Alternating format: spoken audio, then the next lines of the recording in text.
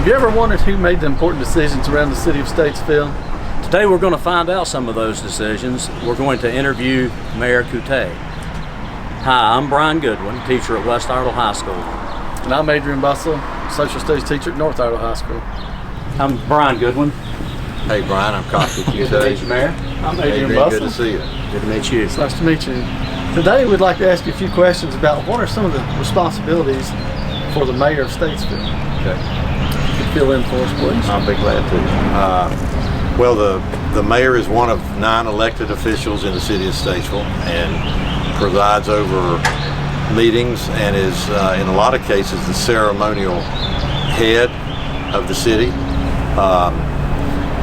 There are not many rights and responsibilities that go with being the mayor, though it's perceived that there are, particularly in this time with the pandemic going on. There's been a lot of demand on my time to be involved in decisions that are being made by our city manager and others for the city.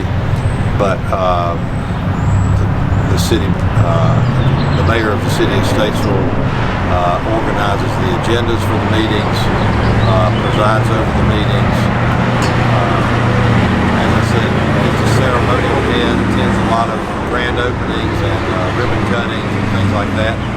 But I'm also very involved in everything from the very smallest of individual constituent needs. Maybe somebody thinks that their leaves didn't get picked up quickly enough on one end, all the way to a multi-million-dollar business that wants to locate in the city. The mayor's involved in every activity from top to bottom. How often do the elections for mayor occur? In the city of Statesville, the elections for mayor are every 4 years. We have a staggered 4-year term for everybody, and by that I mean that one group is elected in 1 year, and then 2 years later the other group is elected. So you never lose everybody or gain everybody at one time.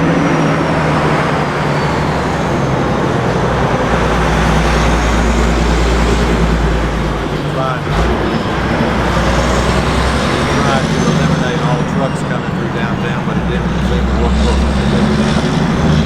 How many years have you served as mayor? I am in my 15th year as mayor, so I'm in my 3rd year of my 4th 4-year term. And prior to that, I served 16 years as an at-large council member. And by that I mean that we have, as I told you, we have 8 other elected officials. 6 of those 8 are elected precisely because of where they live in one of the 6 wards, and the other 2 are elected at large, which means by the entire city. And so I started in 1989 as an at-large council member. So I've sort of been elected at large for each of the last, it'll be 32 years when this finishes. What type of background do you have as far as before becoming mayor? Oh, okay. Well, my day job is I'm a lawyer, and I graduated from Statesville High School, and then I went to Wake Forest University and received a bachelor's degree there. And then I went to Duke University and got my JD, Juris Doctorate, my law degree there. And subsequent to that, I actually got a master's degree in taxation, so Master's of Laws of Taxation from Emory University. So I guess the bare minimum to be an attorney is high school graduation, college graduation, and law school graduation.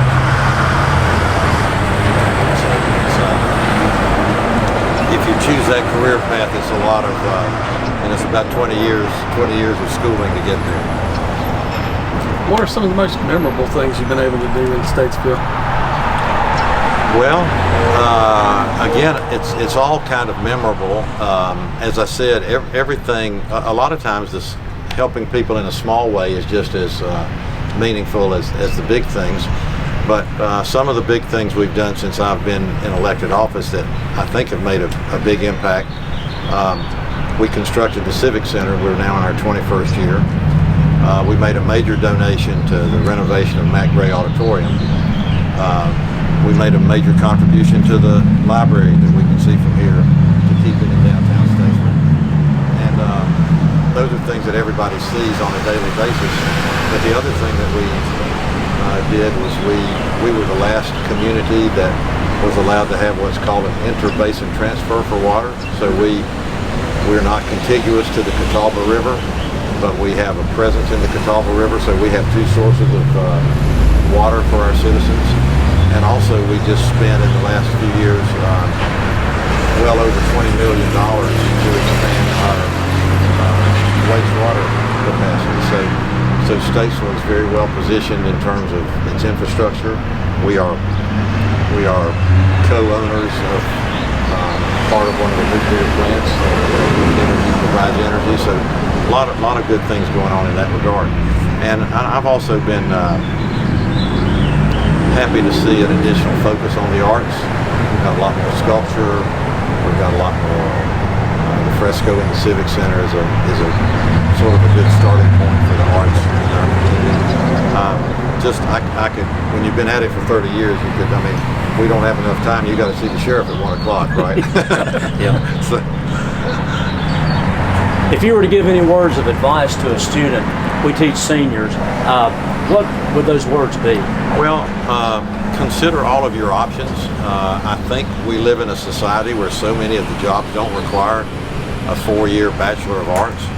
And I think I've heard recently, I've been hearing this my whole adult life, and maybe you guys have too, that the vast majority of the jobs don't require a college education. They do require some specific training, but it doesn't mean a 4-year Bachelor of Arts or Bachelor of Science.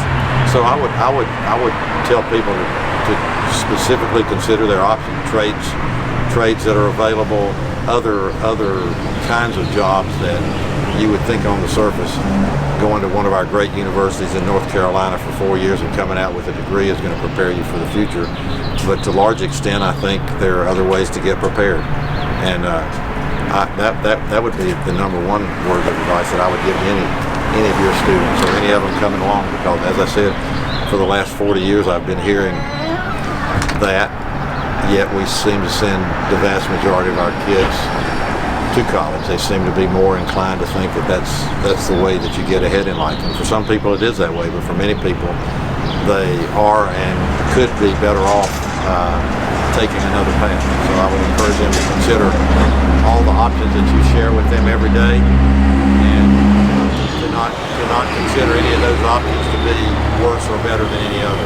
Not everybody needs to be an engineer or a lawyer or a doctor. There are people making a lot of money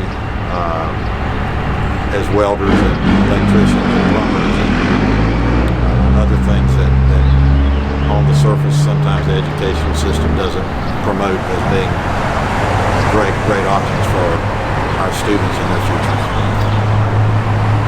Well, thank you so much for your time today. We appreciate you taking a minute My and pleasure. having a word with us. And Thank you hopefully again. the next time we meet we'll be able to shake hands, and we'll be through with the coronavirus, and times will be a little bit better. But thanks for the opportunity to meet with you guys today. Thank you, Mayor. Thank you.